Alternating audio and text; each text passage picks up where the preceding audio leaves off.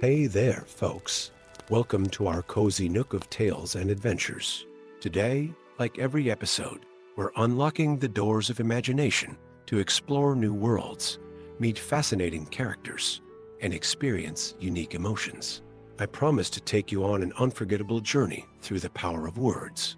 So, get comfy, grab your favorite drink, snuggle into that perfect spot, and get ready to lose yourself in a new story. Leave the outside world behind for a while and dive with me into the depths of storytelling.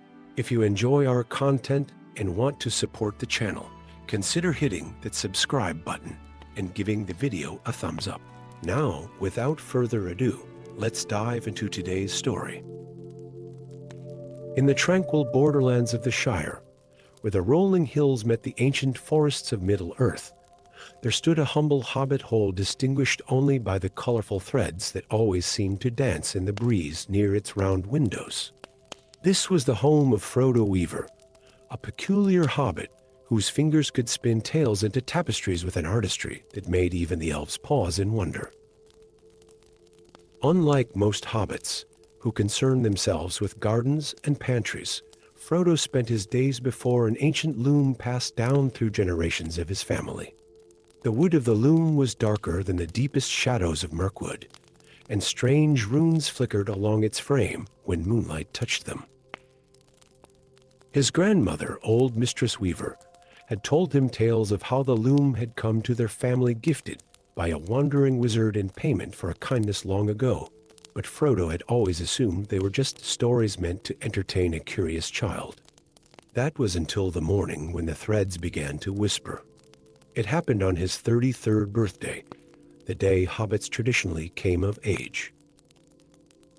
Frodo had settled before the loom to begin a new tapestry, his fingers moving with practiced grace over the threads, when he noticed something extraordinary. The simple scene of the Shire's rolling hills that he had begun to weave was changing of its own accord. Golden threads shifted and twisted, forming patterns he had never intended, showing him visions of paths not yet taken and choices not yet made.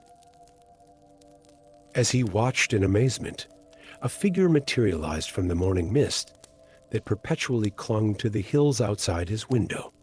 She was clearly an elf, tall and graceful, with silver hair that seemed to capture starlight even in the full light of day.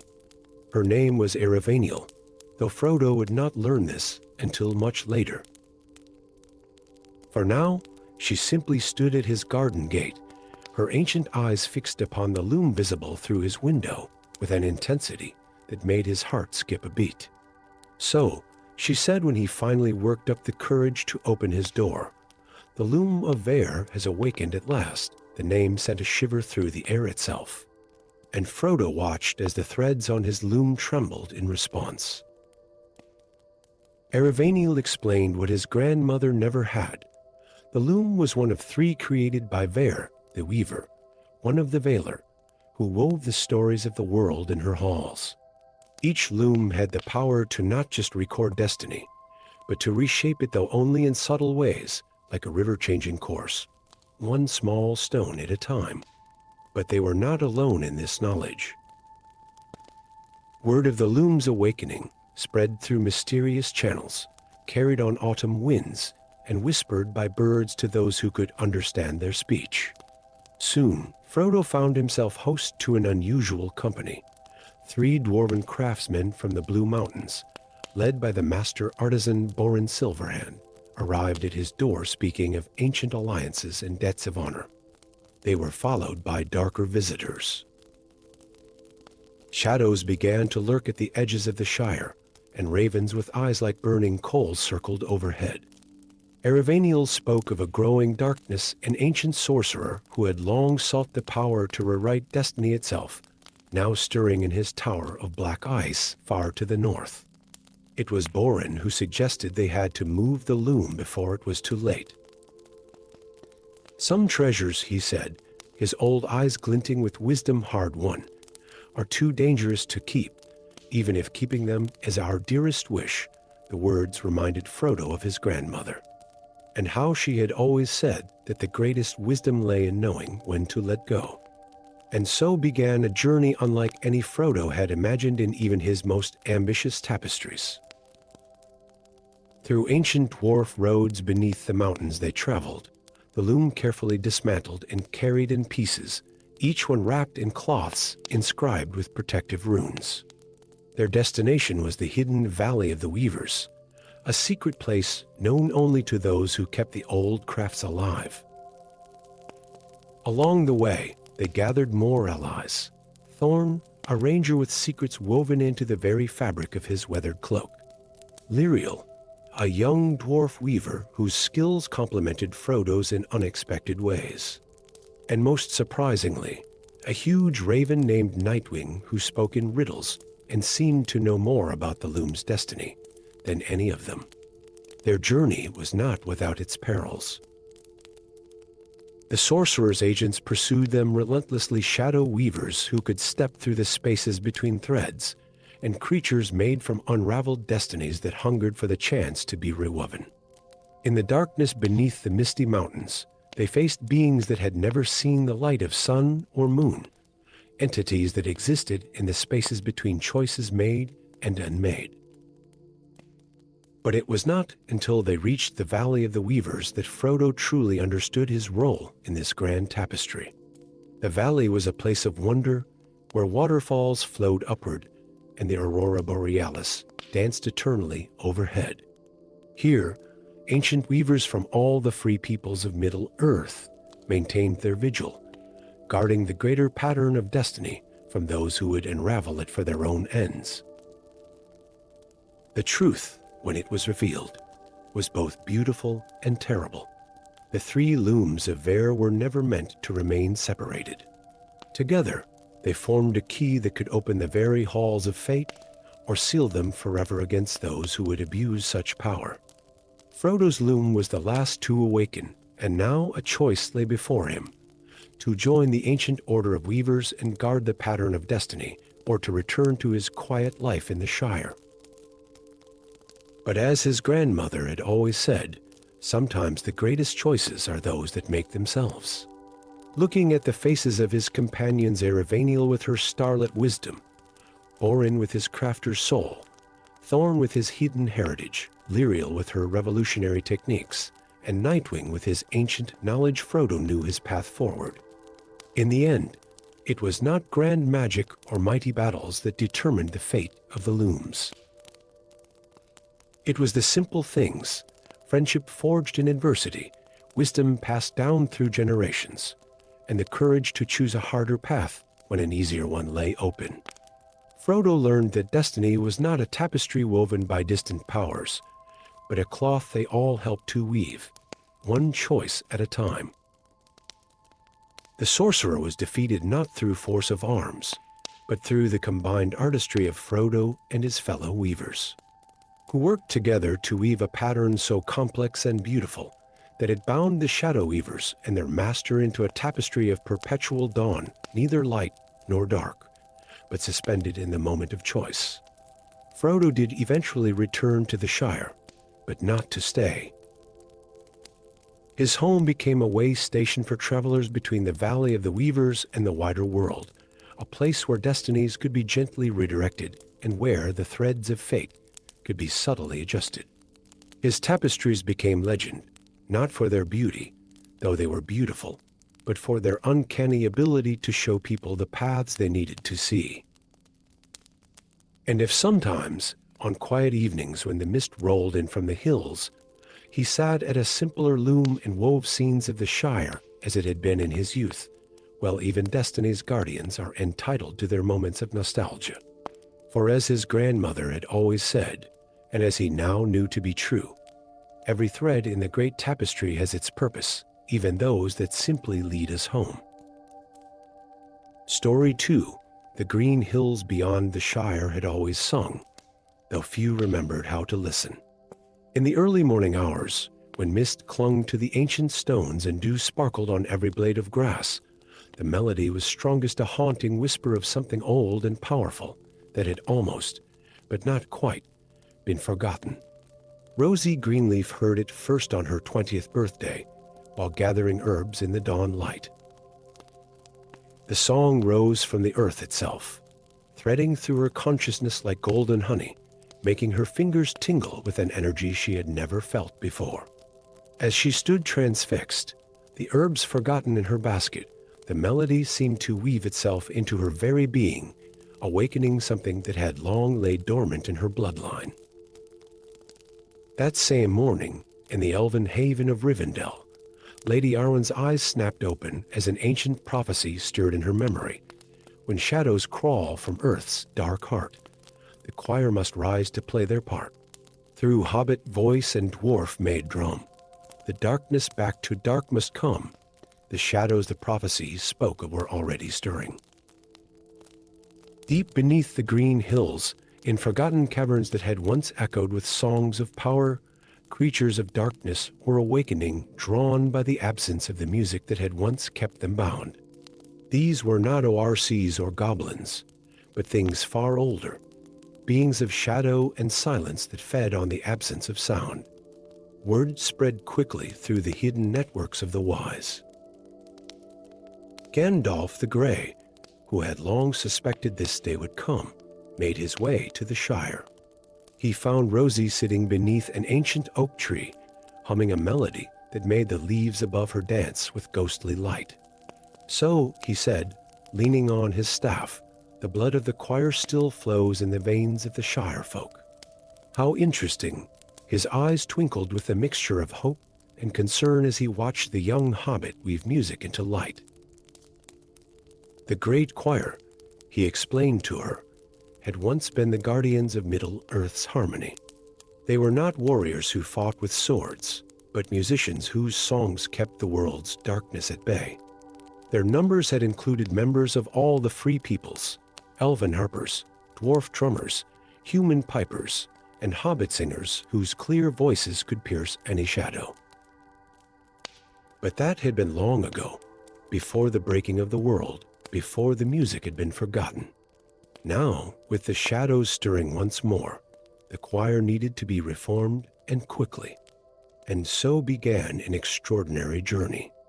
Accompanied by Gandalf and an unusual companion, a young troll named Grimble who played the harp with surprising delicacy, Rosie set out to find others who could hear the ancient songs. Their quest took them through lands both beautiful and perilous, the glittering caves of the Blue Mountains, where dwarf drums still echoed with power, the hidden valleys where elven voices sang to the stars, and the ancient barrows where human bone flutes lay waiting to be reclaimed. They gathered an unlikely company, Drugan Stronghand, a dwarf whose drums could shake the very mountains, Arya Nightsong, an elf whose voice could call down starlight, Tom Windwhistle, a human whose pipes could charm the very breeze, and most surprisingly, Grimble the troll whose deep, rumbling songs seemed to resonate with the earth itself. But they were not without opposition. The shadows had their own champions, creatures that moved in silence and fed on sound, led by an entity known only as the Quiet King. This being, legend said, had once been a member of the original choir who had turned to darkness, seeking to unmake the world's song and return all to primordial silence. Their greatest battle came not in some grand hall or on an epic battlefield, but in the heart of the green hills themselves. As the shadows poured from the earth like spilled ink, Rosie and her companions formed a circle, their music rising in desperate harmony. Drugan's drums provided the foundation, deep and steady as the roots of mountains. Arya's voice soared above, bright as starlight, while Tom's pipes wove through the melody, like wind through leaves. Grimble's deep bass rumbled beneath it all, and at the center, Rosie's clear hobbit voice carried the ancient songs she had only just learned, but somehow had always known.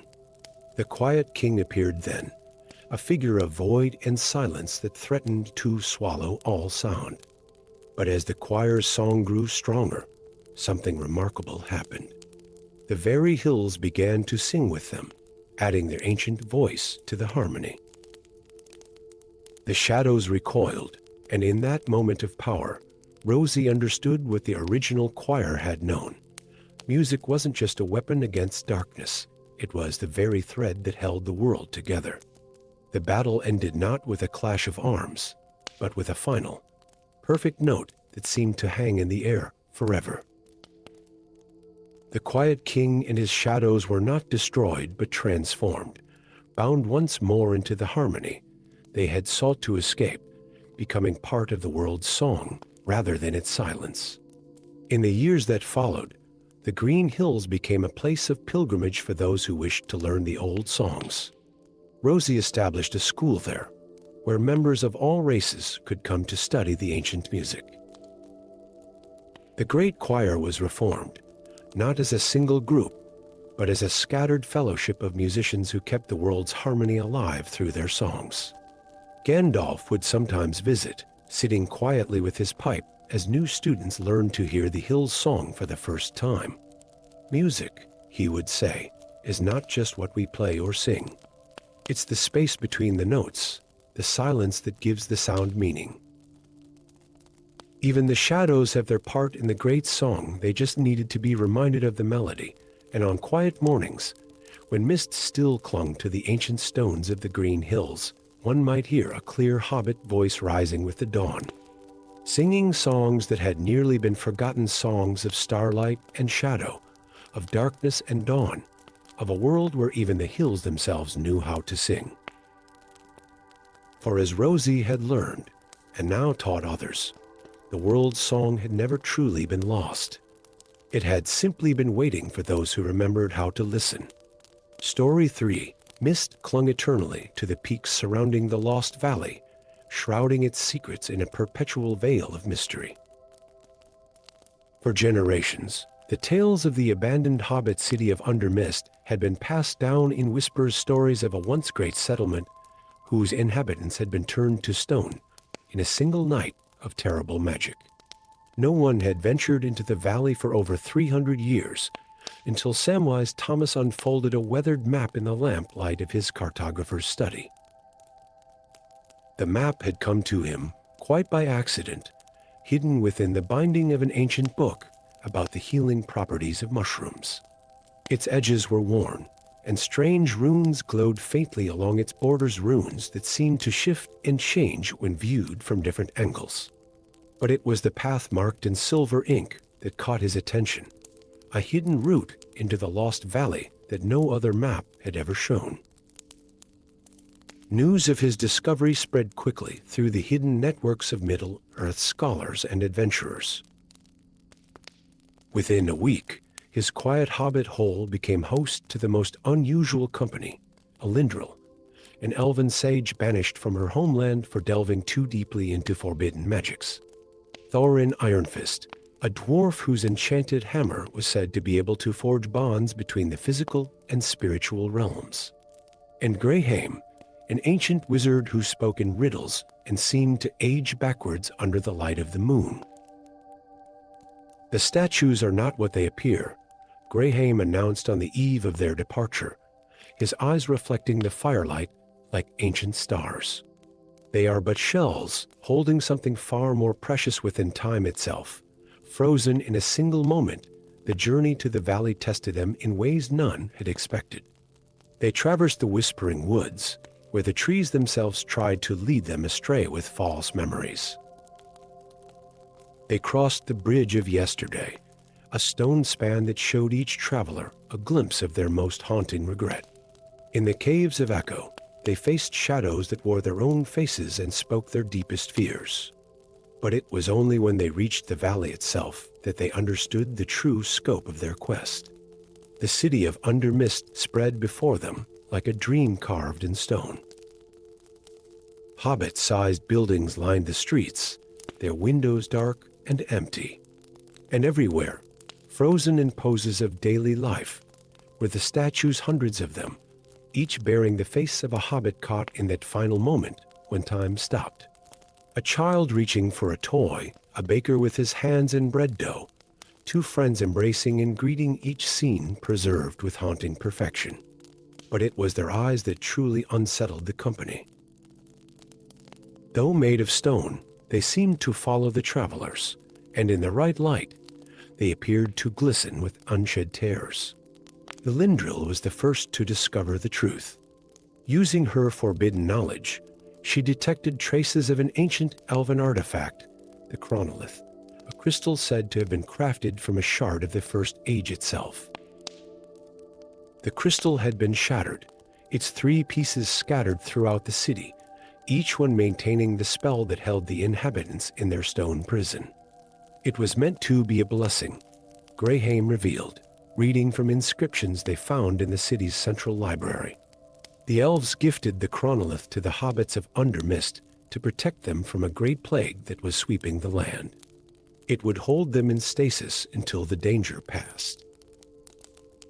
But something went wrong. The crystal fractured, and instead of a temporary respite, it trapped them in an eternal moment. The search for the crystal fragments led them deep into the heart of the city.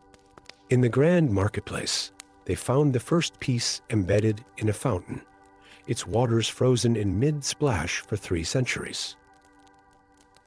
The second they discovered in the highest tower of the city hall, where it had turned even the dust motes in the air to tiny diamonds.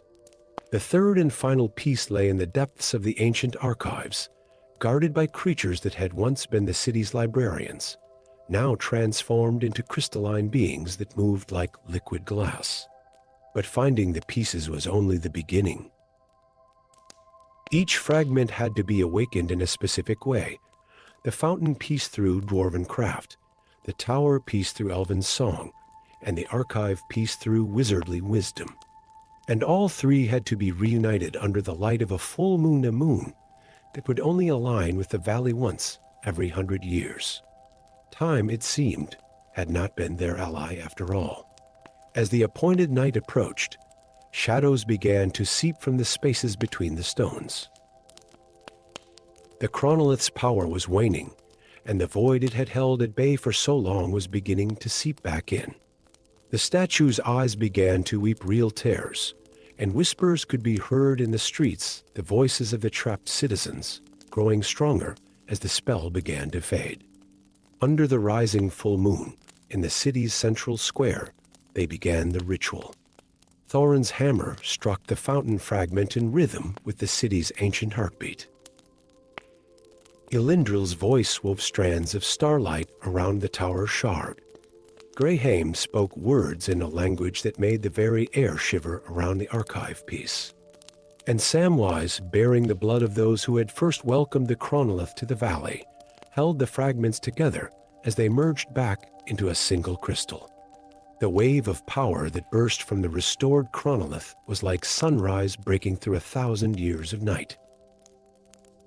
Stone flowed like water, color bloomed like spring flowers, and sound returned to the valley in a symphony of life renewed. The citizens of Undermist awakened as if from a deep sleep, their 300 years of stone-bound dreams becoming memories as light as morning mist. In the days that followed, as the city slowly came back to life, Samwise walked the streets with wonder. Children played in the squares, bakers hawked their wares, and friends embraced no longer frozen moments, but living, breathing parts of a city reborn. The chronolith, now restored, was enshrined in the city hall, its power tempered and controlled, a reminder of both the price and the possibility of magic. Years later, cartographers would come to Samwise, asking him to map the route to the Lost Valley. But he would simply smile and say that some places could only be found by those who needed to find them. For in the end, he had learned that the greatest discoveries were not the ones marked on maps, but those that left their marks on the heart. Story 4. The morning mist curled around the ancient oak trees of Hobbiton, like ghostly fingers as Lily Baggins stood in her family's wheat field, holding a ring that shouldn't exist. The metal was neither gold nor silver, but something older, a strange, dark material that seemed to drink in the early morning light. Runes etched along its surface flickered with an inner fire, and when she held it up to the sun, shadows danced across the ground in patterns that spoke of ancient battles and forgotten oaths. Lily had always felt caught between two worlds. The Baggins blood in her veins called for respectability, tea times, and carefully tended gardens. But her Took heritage whispered of adventures, of paths less traveled, and mysteries waiting to be unraveled. Now, as she studied the ring that had emerged from the earth during the spring plowing, both sides of her heritage stirred with recognition. The dreams began that very night, visions of a time when the world was younger and the boundaries between peoples were not so firmly drawn. She saw hobbits and ORCs fighting side by side against a darkness that threatened to devour both their peoples. At the heart of these visions stood two figures, a hobbit chieftain wearing the very ring she had found, and an ORC warlord bearing a blade marked with the same runes. "The dreams are true, young heir," came a gravelly voice one evening as she sat in her garden, turning the ring over in her hands. The speaker emerged from the shadows, a stooped figure in a merchant's robes, but there was nothing merchant-like about his bearing. He called himself Barak, and though his features were hidden beneath a deep hood, Lily caught glimpses of green-tinged skin and ancient tribal tattoos.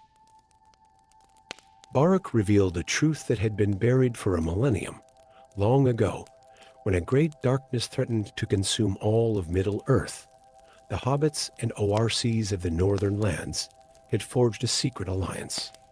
The ring she had found was one of a pair, the rings of Concord, forged in both hobbit fire and ORC flame, bound with magic that transcended the hatred between their peoples.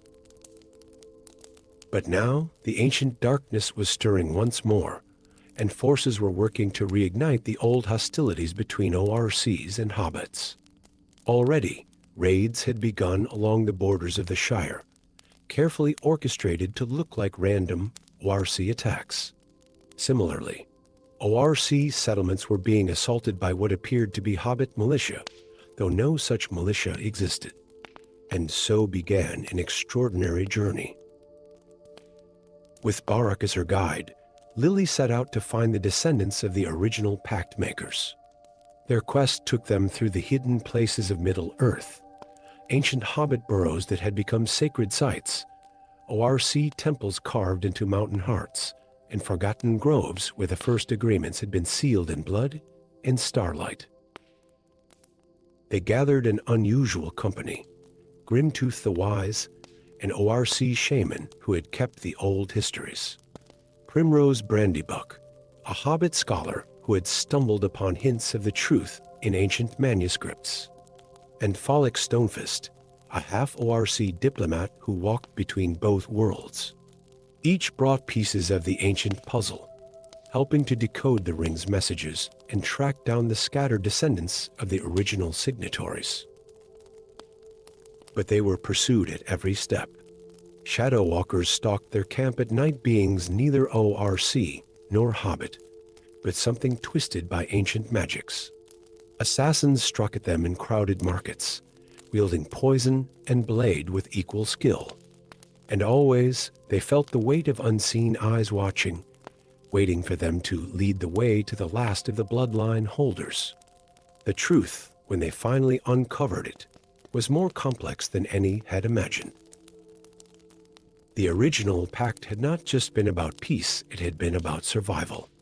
The rings contained not just a record of the agreement, but the key to an ancient power that both peoples had once wielded together, the ability to heal the very land itself, to push back the darkness, not through war, but through cooperation and shared strength.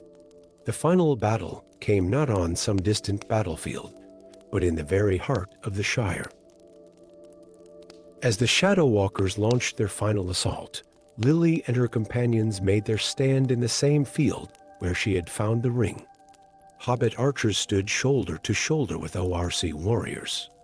Ancient magics were awakened as Grimtooth and Primrose chanted together, their voices weaving spells that hadn't been heard in 1,000 years. And at the center of it all stood Lily, holding up the ring as its brother worn by Barak, who revealed himself as the guardian of the ORC bloodline, came into alignment. The rings blazed with inner fire, and for a moment, all could see the world as it once was, hobbits and ORCs working together, building something greater than either could achieve alone. The Shadow Walkers were banished, their master's plans revealed and thwarted. But more importantly, the truth was finally known. Across the Shire and in ORC settlements throughout the northern lands, ancient records were unsealed, hidden histories were shared, and a new understanding began to take root. Lily never fully returned to her old life. She became a keeper of both rings, traveling between Hobbit and ORC communities, renewing the ancient bonds and teaching the true history to any who would listen. The great hall she built, where the wheat field had once been, became a place where both peoples could meet in peace, its walls adorned with tapestries that told the story of their shared past and hopeful future. And on quiet evenings, when the mist rolled in from the hills, she would sometimes stand in her garden, looking at the ring that had changed everything. Its runes still flickered with inner fire, but now they seemed to speak not of ancient battles but of ancient wisdom, that the greatest strength comes not from standing alone, but from standing together, no matter how unlikely the alliance might seem. Story 5. Deep within the ancient forest, where shadows danced between trees older than memory itself, Thorin Smallfoot walked his daily patrol. Unlike most hobbits, who preferred the comforts of their cozy holes and well-tended gardens, Thorin had inherited a sacred duty that set him apart from his kin. Around his neck hung the heart of the forest, an elvish crystal that pulls with a soft emerald light in time with the breathing of the ancient woods. The crystal had come to his family 3 generations ago, when his grandfather saved an elven prince from a pack of wargs. The prince, knowing his time in Middle-earth was drawing to a close, entrusted the heart to the Smallfoot family, believing that the hobbits' connection to growing things made them ideal guardians for such a powerful artifact. Thorin had grown up learning its secrets from his grandfather, how it could heal blighted trees, speak to the oldest roots, and maintain the delicate balance of life within the forest. What neither of them had known was that the crystal also kept something ancient asleep, something that was now beginning to stir. The first signs came with the autumn winds. Ravens fled the shadowy mountains in great flocks, their cries warning of darkness stirring in the deep places. The trees whispered more urgently at night, their ancient voices filled with concern. Then came the dream's visions of a great black dragon whose scales drank and light itself, whose breath brought not fire but absolute darkness. The signs are clear, came a voice one misty morning, making Thorin nearly jump out of his skin. A figure emerged from between the trees, tall and gray-cloaked, with a staff that seemed to capture and hold what little light filtered through the canopy. Dormick the Void Drake stirs from his 1,000-year slumber. The speaker was Grimwold the Grey, last of the Grey Wizards, who had been exiled decades ago for allegedly attempting to steal the very crystal Thorin now wore. But there was no greed in the old wizard's eyes now, only a bone-deep weariness and urgent purpose. The heart of the forest was never meant to simply protect these woods, Grimwold explained, settling his ancient bones on a nearby log. It was one of 3 artifacts created to bind Dormick after the Battle of Twilight Vale. The elves believed that separating the artifacts would keep them safer, but they didn't count on the dragon's patience or his ability to slowly corrupt the very earth around him that very night, as if summoned by Grimwold's words. The first shadow wraiths emerged from the darkness between the trees. They moved like liquid night, consuming any light they touched. Only the crystal's glow held them at bay, but each confrontation left Thorin feeling more drained, the crystal's light dimming ever so slightly. And so began a desperate race against time. Thorin and Grimwold set out to find the other 2 artifacts before Dormick could fully awaken. Their journey took them through the most treacherous parts of Middle-earth, the misty mountains where stone giants waged their endless wars, the dead marshes where ancient battles still echoed in the depths, and the shadow lands where reality itself seemed to twist and change. They gathered unlikely allies along the way. Durin, an elven ranger seeking redemption for his father's role in losing one of the artifacts. Grim, a dwarven runesmith whose ancestors had helped forge the bindings that held the Void Drake. And most surprisingly, a young dragon named Oraxis, who opposed Dormak's destructive philosophy and sought to prove that not all of his kind were bent on dominion. But the shadow wraiths were always close behind, growing stronger as their master stirred closer to wakefulness.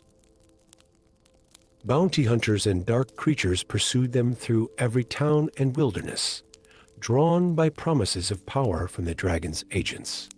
Even the land itself sometimes turned against them, as Dormak's influence spread like a stain across the world. The final confrontation came not in some grand battlefield, but in the heart of the ancient forest where Thorin's journey had begun. They had recovered the other artifacts, the crown of stars from the highest peak of the misty mountains, and the chalice of dawn from the deepest dwarf hold. But Dormak had not been idle. The Void Drake rose from the earth like a mountain of darkness given form, his scales making the night itself seem bright by comparison. His eyes were wells of infinite darkness, and his voice seemed to come from the void between stars, so small a company, to stand against the inevitable night, but Thorin had learned much since leaving his forest home. Standing shoulder to shoulder with his unlikely companions, he raised the heart of the forest high. Durin lifted the crown of stars, its light magnificent and terrible. Grim held forth the chalice of dawn, its contents glowing like liquid sunlight. And Grimwold, standing before them all, began to weave a spell that had not been spoken since the world was young. The battle that followed would be sung of for generations to come. Darkness clashed with light, ancient magics thundered against draconic power, and at the center of it all stood a hobbit who had never sought adventure, but had found his courage in the darkest of moments. In the end, it was not grand magic that turned the tide, but something simpler and more profound. As Dormak's darkness threatened to overwhelm them, Thorin remembered his grandfather's words about the forest.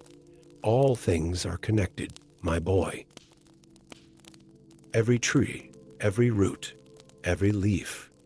Pull one thread, and the whole tapestry moves, using the heart of the forest not as a weapon, but as a conduit. Thorin reached out to every growing thing in the ancient forest. The response was immediate and overwhelming. Trees that had stood watchful for millennia now moved with purpose. Roots burst from the earth to entangle the shadow wraiths. And the very soil itself seemed to remember its ancient purpose, not as a prison for darkness, but as a cradle for life. Dormak was not destroyed, such beings can never be truly unmade, but he was bound anew, not by artifacts and spells alone, but by the combined will of all free peoples in the very life force of the forest itself. The shadow wraiths were dispelled, transformed back into simple shadows that harmed no one. In the years that followed, the ancient forest became a place of pilgrimage, where those seeking wisdom would come to walk among the ancient trees and perhaps catch a glimpse of its guardian. For Thorin remained there, not out of duty now, but out of choice, understanding that true guardianship was not about keeping things out, but about helping things grow. And if sometimes, on quiet evenings, a tall gray figure and a company of unlikely friends would gather in a hobbit-sized cottage for tea and tales of their adventures, well, that was just another kind of growth, another kind of guardianship, another thread in the great tapestry of life that the heart of the forest had taught them all to see. Story 6. In the depths of the great library of Michel Delving, where ancient tomes gather dust and forgotten stories whispered from shadowy corners, Fredegar Baggins discovered that not all knowledge was meant to be found. His trembling hands held a leather-bound grimoire, its pages dark with age and power, discovered behind a loose stone in the library's deepest chamber. As moonlight filtered through the high windows, casting an ethereal glow upon the weathered pages, Fredegar's eyes widened at the revelation before him. 7 artifacts, crafted by the first hobbits of Middle-earth, held the power to keep an ancient darkness at bay, a force known only as the Void. The quiet librarian had always found comfort in books rather than adventures, preferring the company of ancient manuscripts to the boisterous gatherings at the Green Dragon. Yet, as he read about the Void, a primordial force that threatened to consume all of reality, he felt an unfamiliar stirring in his heart. The grimoire spoke of 7 objects: the lantern of dawn, the mirror of truth, the shield of the faithful, the crown of wisdom, the sword of the first light, the staff of the earth's heart, and the key of time's gate. Each artifact pulls with its own unique power, scattered across Middle-earth, to prevent their combined power from drawing the attention of darker forces. But something had changed. As Fredegar read deep into the night, the very air around him seemed to thicken with tension. The artifacts were awakening, their ancient magic stirring after millennia of slumber. And they weren't the only ones who felt it. In the days that followed, strange visitors began arriving in the Shire. First came Lyra, Swift Shadow, an elven thief seeking redemption for past misdeeds. Her silver hair gleamed in the moonlight as she told Fredegar of ancient artifacts disappearing across Middle-earth, stolen by servants of a mysterious figure known only as the Collector. Then arrived Gromish the Riddlemaker, a peculiar troll whose intelligence belied his fearsome appearance, speaking in riddles that seemed to hide deeper truths about the artifacts' locations. The most enigmatic of Fredegar's newfound companions was Aldrich the Forgotten, a young wizard who remembered nothing of his past save for fleeting visions of the artifact's power. His staff held no magic, yet something in his eyes spoke of hidden knowledge waiting to be unlocked. Together, this unlikely fellowship set out from the Shire on a quest that would take them to the far corners of Middle-earth. Their first destination was the ancient fortress of Amon-Thurn, where the Lantern of Dawn was said to be hidden in a chamber that only appeared in the light of a blue moon. As they journeyed, signs of the Collector's influence became clear. Villages spoke of shadowy figures offering gold for information about ancient relics. Dark creatures long thought extinct emerged from their lairs, drawn by the awakening power of the artifacts. The world itself seemed to hold its breath, waiting for the outcome of this race against time. In the ruins of Amon-Thurn, they faced their first true test. The fortress's magic had twisted over the centuries, creating labyrinths that shifted like sand in the wind. Here, Gromish's riddles proved invaluable, as the troll's ancient knowledge helped them navigate the ever-changing passages. But they weren't alone in their quest. The Collector's servants, led by the mysterious Shadowmancer Vorax, had arrived first. The ensuing battle revealed the true stakes of their mission. As Lyra's arrows flew true and Gromish's mighty fists cleared paths through their enemies, Aldrich experienced a flash of memory. The Void wasn't simply a force of destruction, it was a consciousness, ancient and patient, that sought to unmake reality itself. The artifacts weren't just powerful magical objects. They were keys to a prison that had held the Void at bay since the First Age. The Collector, they learned, believed he could harness the Void's power to reshape Middle-earth according to his vision. But Fredegar, poring over the grimoire's warnings by firelight, discovered a terrible truth. No mortal could control such power. The Collector's actions would only serve to fully awaken the Void, dooming all of existence. Their journey took them through the misty mountains, where the mirror of truth lay hidden in a cave of crystals that showed all possible futures. In the ancient forests of Fangorn, they sought the shield of the faithful, protected by trees that remembered the First Age. Each artifact recovered strength in their resolve, but also attracted darker forces to their cause. Yet it was in the recovery of the crown of wisdom from the depths of a lost dwarf city that the true nature of their quest became clear. As Fredegar placed the crown upon a stone altar, Aldrich's memories finally returned in full. He was no ordinary wizard. He was one of the original creators of the artifacts, who had chosen to forget his own identity to protect their secret. The artifacts weren't meant to be gathered. They were meant to remain separate, their scattered power forming a web that helped maintain the fabric of reality itself. The collector's actions had disrupted this ancient balance. Now, the Fellowship faced an impossible choice: recover the remaining artifacts and risk bringing about the very catastrophe they sought to prevent, or find another way to restore the balance that had kept Middle-earth safe for thousands of years. In a hidden valley beneath the shadow of Mount Doom, where the last two artifacts lay hidden, the Fellowship made their stand. The Collector's forces surrounded them, led by Vorax, who now wielded dark powers granted by the stirring void.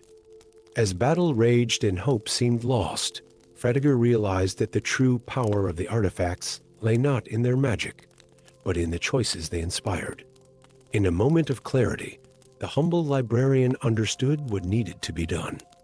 The artifacts didn't need to be gathered or hidden, they needed to be transformed.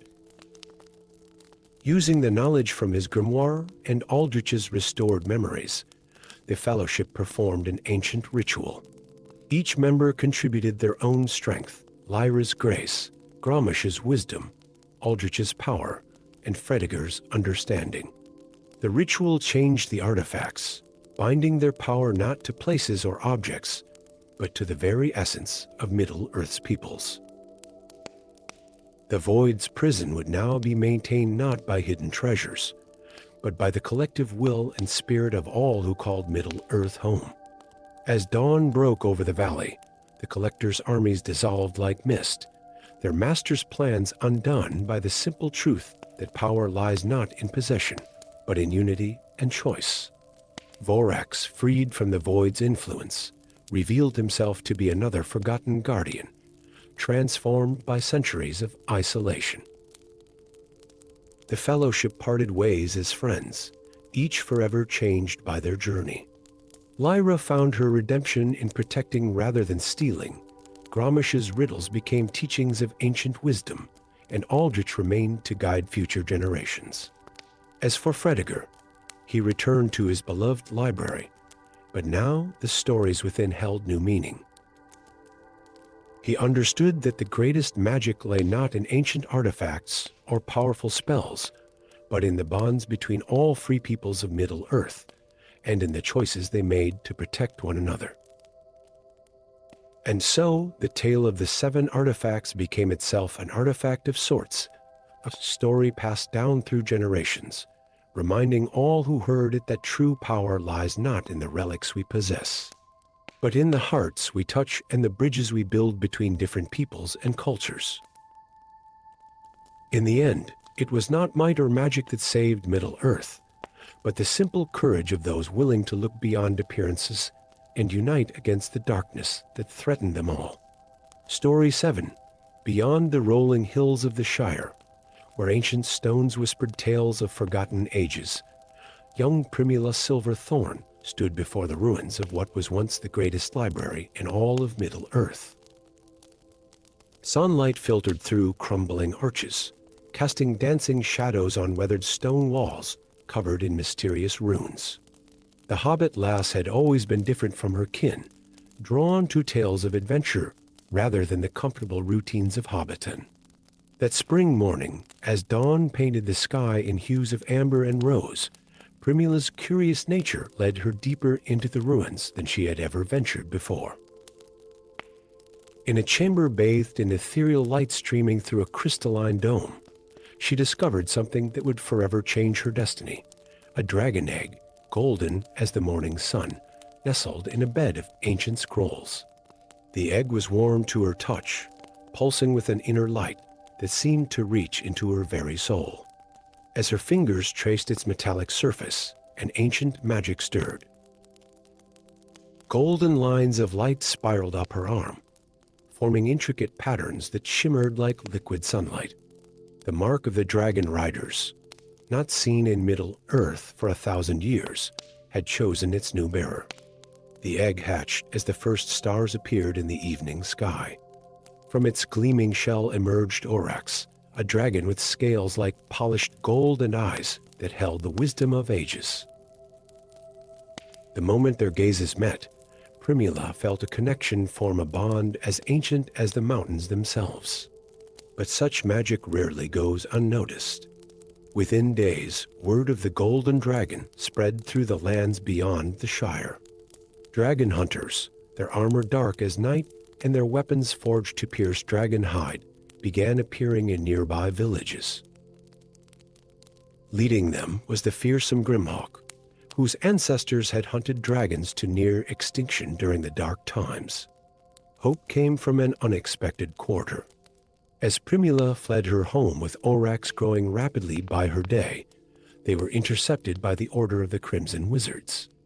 Unlike their white-robed kin, these mysterious mages had long protected the remaining dragons of Middle-earth in secret. Their leader, Magistra Celestini, recognized the significance of a golden dragon, the first of its kind in over a millennium. The prophecy speaks of the last golden dragon, Celestini explained to Primula in their hidden sanctuary beneath the misty mountains.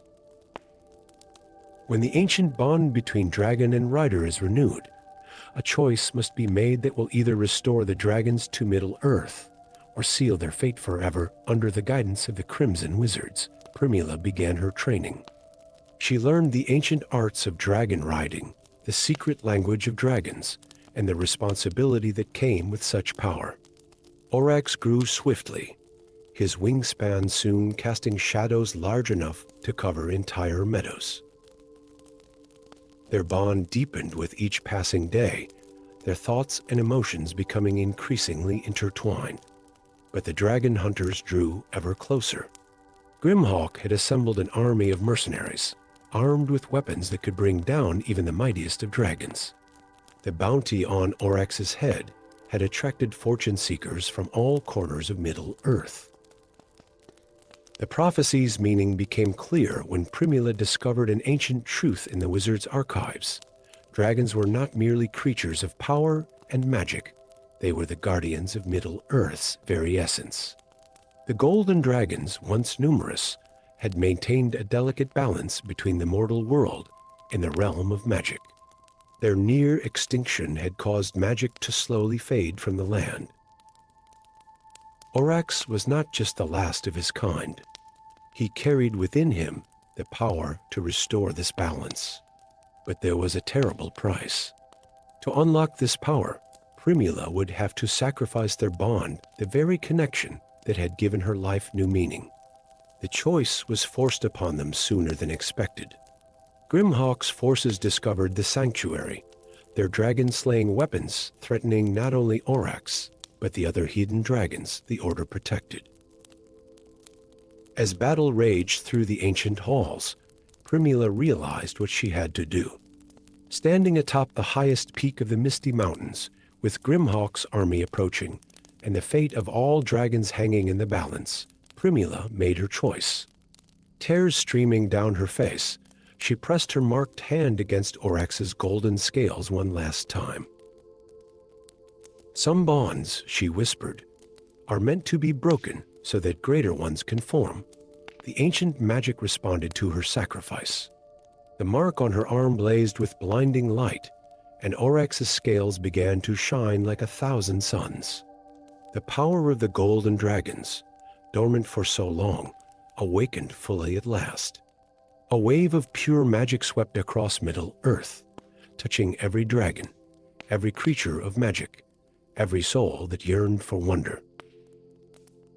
When the light faded, Primula stood alone on the mountaintop. Aurochs was gone, but his essence had spread to all the remaining dragons, turning their scales to gold, awakening in them the ancient powers of their kind. The age of dragons had returned. Grimhawk and his hunters found their weapons transformed to dust, the ancient magics that powered them finally unbound. Many of them, witnessing the majesty of dragons restored, laid down their arms and pledged themselves to protecting what they had once sought to destroy. Primula returned to the Shire changed, but not diminished. Though she could no longer feel Aurochs's presence in her mind, she saw his legacy in every sunrise, in every glint of gold, in every dragon that now soared freely through the skies of Middle-earth. The mark on her arm had faded, but its pattern remained a reminder that sometimes the greatest love is shown not in holding on, but in letting go. In the years that followed, dragons once again became guardians of Middle-earth's magic, their golden scales a testament to the sacrifice of a hobbit who dared to reach beyond the comfortable boundaries of her world. And on quiet nights, when the stars shone brightest, some said they could see a dragon with scales of pure gold soaring among the clouds, watching over the realm he and his rider had helped to restore. The tale of Primula Silverthorn and the last golden dragon became legend, whispered around fireplaces and passed down through generations. It reminded all who heard it that true magic lies not in power or prophecy, but in the courage to sacrifice what we hold dearest for the good of all. In the end, it was not the dragon's power that changed the world, but the love between a hobbit and her dragon, and the choice that love inspired. Story 8. In the heart of Buckland, where ancient willows whispered secrets to the winding Brandywine River, Meriadoc Brandybuck carried a burden heavier than any hobbit should bear. Behind the cheerful facade of Brandy Hall lay a chamber known only to a select lineage of hobbits, the guardians of the Dream Portal, a mystical gateway between the realm of the living and the domain of the dead. For countless generations, Meriadoc's family had protected this sacred threshold, ensuring the natural order remained undisturbed. The portal itself was a thing of ethereal beauty, a shimmering archway of starlight and shadow, visible only on nights when the moon hung full and heavy in the sky. Its surface rippled like water, occasionally revealing fleeting glimpses of those who had passed beyond the veil. On the eve of Midsummer's Night, when the boundary between worlds grew thinnest, Meriadoc noticed something unprecedented. The portal's usual gentle shimmer had become a turbulent storm of silver light, and whispers from beyond grew into a chorus of voices that echoed through the sacred chamber. Something was changing in the realm of the dead, something that threatened the very balance between worlds. The answer came in the form of an army of specters, led by a being of terrible power and beauty, the Wraith King. Unlike the malevolent Nazgul of old, this entity wore a crown of ghostly flowers and spoke with a voice that carried both comfort and command. He offered what many in Middle-earth desperately desired, the chance to reunite with lost loved ones. Why should the dead remain forever separated from those they love? The Wraith King's voice echoed through every heart in Buckland. Let the walls between worlds fall, and let families be whole once more. His words found fertile ground in the grief-stricken hearts of many hobbits. Families who had lost children to illness, wives who mourned their husbands, parents who yearned to see their children one last time, all were drawn to his promise. The portal began to pulse with the collective desire of the living to breach its boundaries. It was then that Arwindle appeared, an elven warrior who had sacrificed her immortality in pursuit of a greater purpose. Her once eternal light now flickered like a candle in the wind, but her wisdom remained undimmed. She sought out Meriadoc, recognizing in him a fellow guardian of ancient powers. The balance must be maintained, she warned, her fading light casting long shadows in Brandy Hall. If the dead return en masse, the very fabric of Middle-earth will unravel. Life exists because death gives it meaning, and death has purpose because life gives it value. Yet, even as she spoke these words of warning, a young hobbit named Pip Fairburn began experiencing strange dreams. In his sleep, he walked through the portal unharmed, seeing truths hidden from both the living and the dead. His dreams revealed that the Wraith King was once a great healer who had lost his entire family to a plague. His grief had led him to discover ancient magic that transformed him, but at a terrible cost. Together, Meriadoc, Arwindle, and Pip formed an unlikely alliance. Each brought something essential to their quest: Meriadoc's dedication to duty, Arwindle's ancient wisdom, and Pip's unique ability to bridge the gap between worlds through his dreams. As the Wraith King's influence grew stronger, more spirits began crossing into the world of the living. Each crossing weakened the natural barriers between worlds. The dead who returned were not quite as they had been in life. They were shadows of themselves, unable to truly live yet no longer at peace in death. The crisis reached its peak during the Hunter's Moon, when the Wraith King attempted to permanently merge the worlds of the living and the dead. The sky above Buckland turned the color of pale ash, and the boundary between life and death began to dissolve. In that moment of greatest peril, Pip's dreams revealed the truth they needed. The portal was not merely a gateway, it was a mirror reflecting the deepest desires of both the living and the dead. The Wraith King's power came not from ancient magic alone, but from the collective grief and longing of all who had ever lost someone they loved. Understanding dawned on Meriadoc. The portal's purpose was not to separate the worlds of the living and the dead, but to remind both realms of their connection and their necessary distinction. With this knowledge, he stepped forward to confront the Wraith King, not with weapons or magic, but with compassion. "Your grief is our grief," Meriadoc declared, his voice carrying the weight of every loss ever suffered in Middle-earth. "But in trying to end death, you would also end life. The dead live on in our memories, our stories, and our hearts. That is their immortality." Arwindle, her fading light now barely visible, added her own wisdom. "I chose to become mortal because I understood that it is the finite nature of life that makes it precious. The dead do not need to return to us. They have never truly left." Pip stepped forward then, his dreams allowing him to see the Wraith King as he truly was not a mighty ruler, but a healer still trying to save those beyond saving. Through Pip's gift, the spirits themselves began to speak, not with words, but with feelings of peace and acceptance, showing that they had found something in death that the living could not yet understand. The Wraith King's crown of ghostly flowers began to wilt as the truth of their words reached him. The spirits of his own family appeared, not as he remembered them in life, but as they truly were in death at peace, whole, and waiting patiently for the day when they would be reunited in the natural course of time. As dawn broke over Buckland, the army of specters faded like mist in morning sunlight. The Wraith King, his power broken not by force, but by understanding, dissolved into thousands of points of light that rose into the sky like stars returning home. The portal settled back into its natural state, once again, a subtle boundary between worlds rather than a breach in their separation. Meriadoc continued his duties as guardian, but with new understanding. Arwindle, her task complete, finally allowed herself to embrace the gift of mortality she had chosen. And Pip's dreams, while no longer walking between worlds, remained touched by the wisdom he had gained.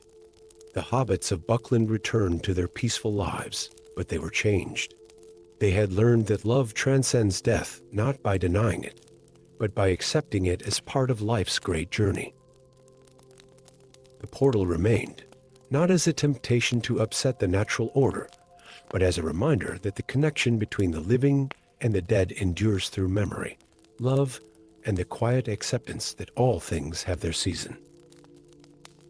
And on certain nights, when the moon is full and the willows whisper their ancient secrets to the Brandywine, those who listen carefully might hear the harmony of two worlds separate yet connected, different yet part of the same great song that has echoed through Middle-earth since the first music of the Aener. Story 9.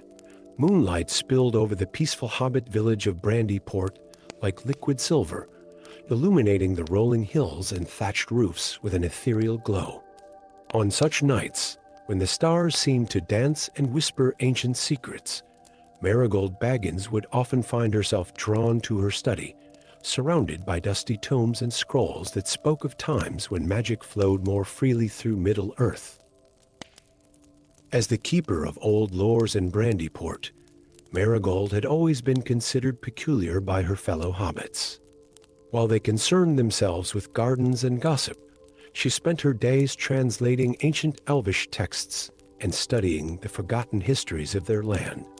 But on this particular night, as the full moon reached its zenith, her scholarly pursuits would prove more valuable than anyone could have imagined. It began with little Rosie Proudfoot's disappearance. The young hobbit had been playing near the green hill at twilight when she simply vanished, leaving nothing but a scatter of strange, luminescent flowers in her wake. Within a fortnight, 3 more children had disappeared, each on the night of a full moon, each leaving behind the same mysterious blooms that seemed to glow with an inner light.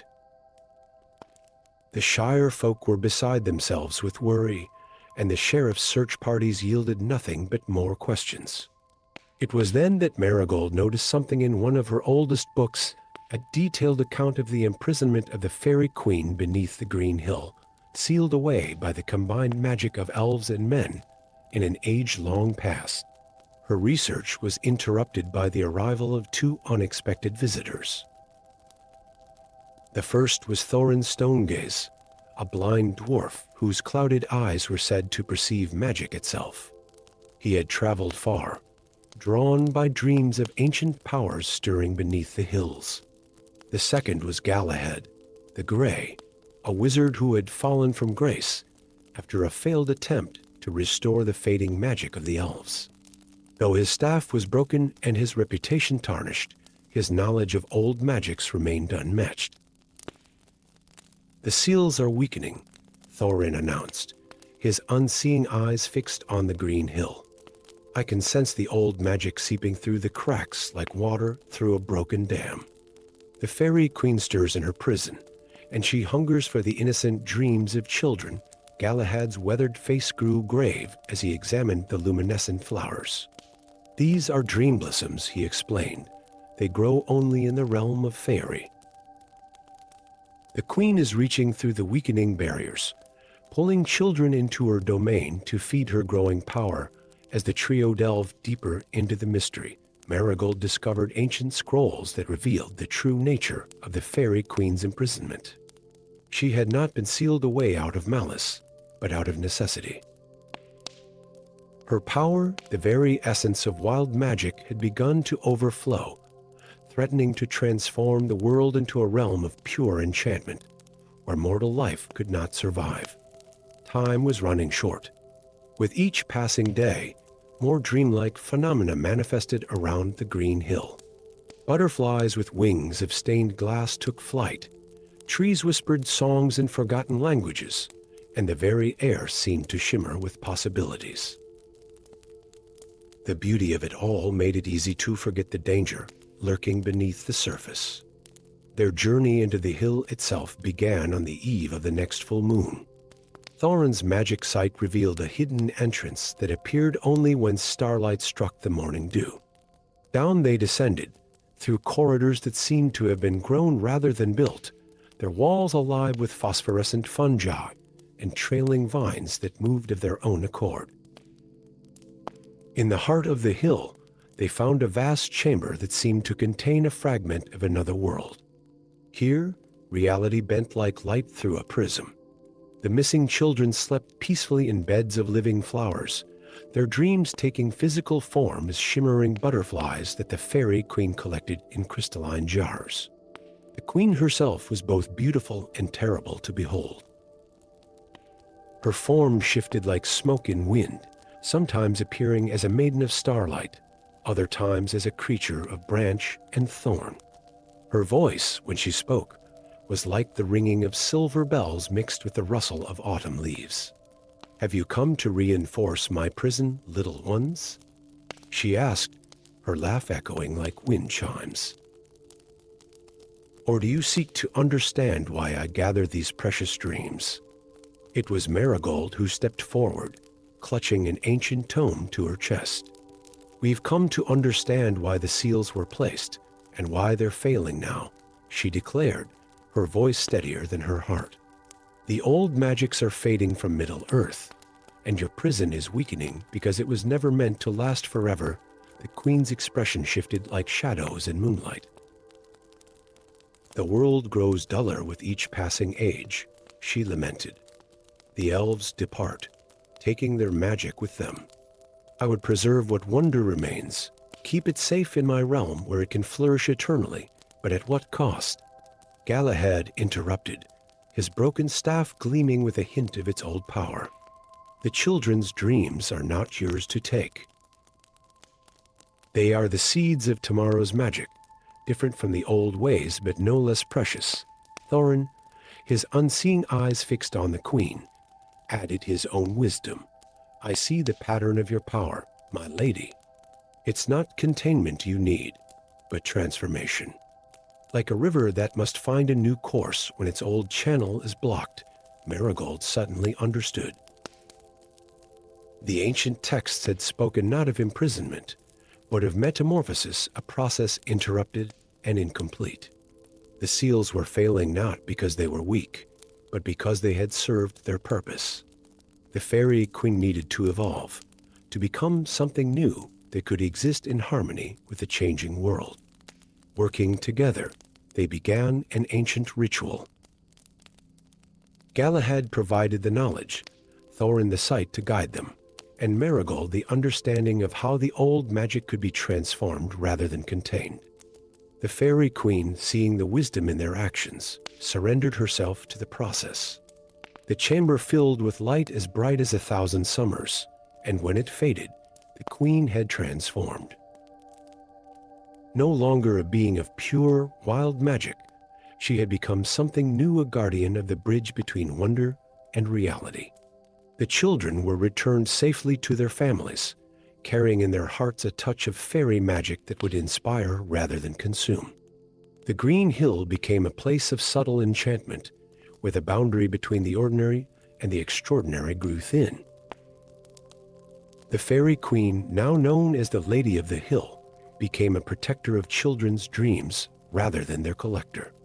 On special nights, those with open hearts might catch glimpses of her new court, where magical creatures danced in harmony with the natural world.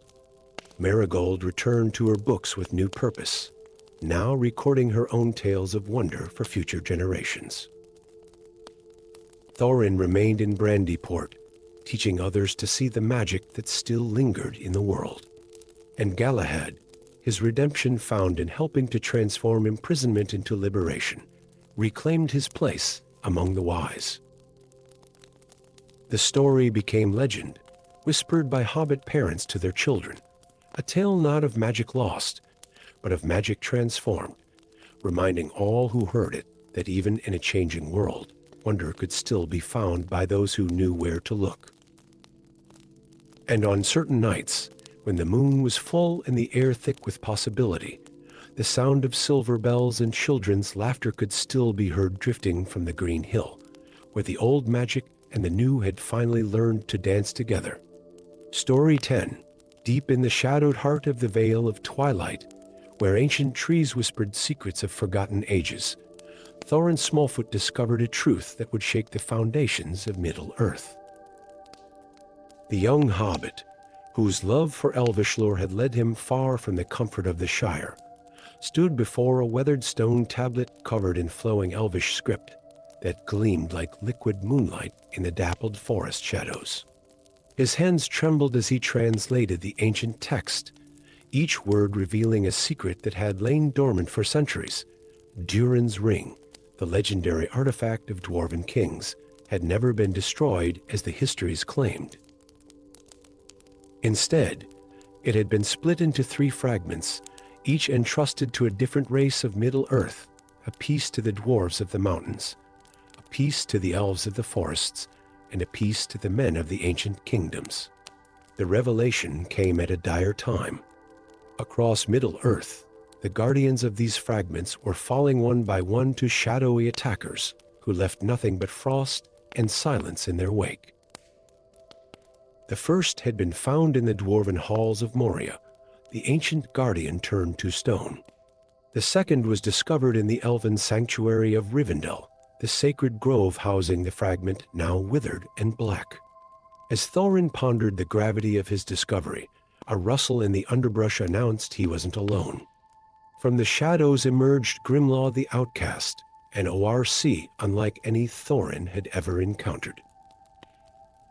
His armor was adorned not with the crude symbols of his kind, but with intricate runes of protection, and his eyes held wisdom rather than malice. "The tablet speaks truth, little one." Grimlaw's voice rumbled like distant thunder. "I was there when the ring was split, though none now live who remember the day. The power it contained was too great for any one race to bear. The unlikely pair soon found their fates intertwined." Grimlaw revealed that he had once been keeper of dark lore for a powerful ORC chieftain, until discovering ancient scrolls that spoke of a time before the corruption of his people. The ring's fragments, he believed, held not just power, but the key to healing ancient wounds between the races of Middle-earth. Their journey took them first to the Blue Mountains, where the dwarven fragment was said to be hidden in the halls of the Twilight King. Here they discovered that the fragment's guardian, an ancient dwarf named Balin, the Blind, had foreseen their coming. His unseeing eyes fixed upon them with uncanny precision as he spoke of a growing darkness. "The shadows seek not to claim the ring's power," Balin warned, "but to unmake it entirely. There are those who believe that destroying the fragments will sever the last bonds between the free peoples of Middle-earth, leaving each race isolated and vulnerable." The truth of his words became clear as they traveled to the forests of Elrine, where the elven fragment had been kept. The once golden woods were unnaturally silent, and the great Malorn trees bore scars of a recent battle. Here they encountered Arwindel, last of the Twilight Guard, who had failed to protect her fragment from the Shadow Warriors. "They call themselves the Sunderers," Arwindel explained, her immortal light dimming with grief. "They believe that the races of Middle-earth must be purified through isolation. The ring's destruction would fulfill an ancient prophecy, severing the magical bonds that have connected our peoples since the First Age. The final fragment, held by the men of Gondor, lay in the greatest peril." As Thorin, Grimlaw, and Arwindel raced across the plains of Rohan, they witnessed the Shadow Warriors' handiwork firsthand. Villages where people moved like sleepwalkers, all memory of other races and lands slowly fading from their minds. In the White City, they found an unexpected ally in Linder, a fallen wizard who had once sought to claim the ring's power for himself. His failure had granted him wisdom, and now he sought redemption by protecting the final fragment. Together, they pieced together the truth behind the Sunderers' plan. The ring was never meant to be a weapon, Elinda revealed, poring over ancient texts in the city's archives. It was a symbol of the interconnectedness of all peoples in Middle-earth. Its power lies not in domination, but in unity. The final battle came at the summit of Mount Mindaloon, where the Sunderers planned to destroy all 3 fragments under the light of a blood moon. As Shadow Warriors clashed with their small band of defenders, Thorin realized that the tablet's prophecy had one final secret to reveal. The ring's true power could only be unlocked by someone who understood all peoples of Middle-earth, someone who could see beyond the prejudices and divisions of ages past. As the smallest and seemingly least significant member of their company, Thorin had been able to learn from each of his companions. Grimlaw's quest for redemption, Arwendel's eternal vigilance, and Elinder's hard-won wisdom. Under the crimson light of the blood moon, as shadow warriors pressed in from all sides, Thorin brought the three fragments together. The ring reformed not as a weapon of power, but as a bridge between worlds. Its light spread across Middle-earth, burning away the Sunder's shadow magic and reawakening the ancient bonds between all free peoples. The ring's reformation had an unexpected effect on its bearers. Grimlaw's people began to remember their uncorrupted past, finding a path back to their original strength and honor. The elves felt their connection to Middle-earth strengthen, slowing their long decline. The kingdoms of men rediscovered their ancient alliances, and the dwarves emerged from their mountain halls to rebuild old friendships. Thorin returned to the Shire changed but content, knowing that his small part in this great tale had helped preserve the intricate tapestry of Middle-earth's peoples. The reformed ring of Durin was taken to a new sanctuary, guarded not by any one race, but by a council representing all free peoples. On quiet evenings, when the stars shone bright and the wind carried tales from distant lands, Thorin would often sit in his garden and reflect on the truth he had learned, that the greatest magic lies not in power or dominion, but in the bonds that connect all who share in the great story of Middle-earth. And sometimes, if one listened carefully to the wind, they might hear the echoes of ancient songs, sung in the harmonizing voices of all the free peoples, a reminder that in unity lies the greatest strength of all. The tale of Thorin Smallfoot and the ring of Durin became legend, told in the halls of dwarves, the forests of elves, the cities of men, and most often in the cozy hobbit-holes of the Shire. It served as a reminder that even the smallest person could help maintain the delicate bonds that held their world together, and that true power lay not in separation, but in the courage to reach across ancient divides and forge new paths of understanding.